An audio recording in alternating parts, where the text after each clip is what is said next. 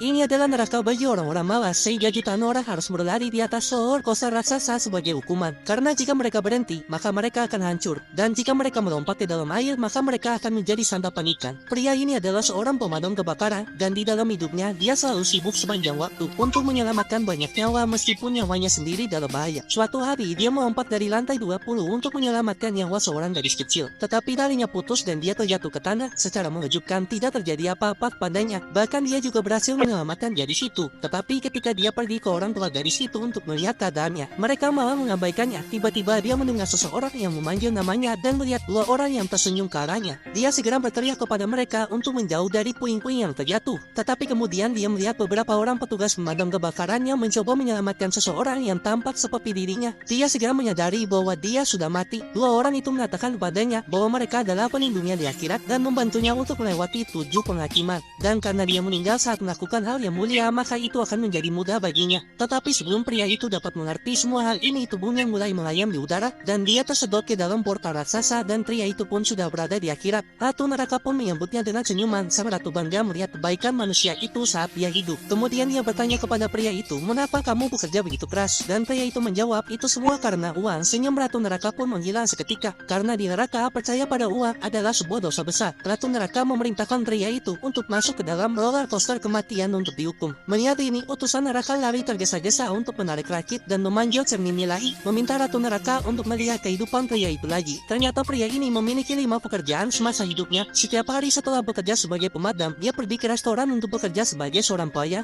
Akhir pekan, dia akan pergi mengantarkan barang, membersihkan kamar mandi, dan bahkan bekerja sebagai seorang supir. Dia bekerja sangat keras untuk ibunya dan adik laki-lakinya yang masih bersekolah. Ratu neraka sangat tersentuh dengan kehidupan pria itu sehingga dia kemudian membebaskannya.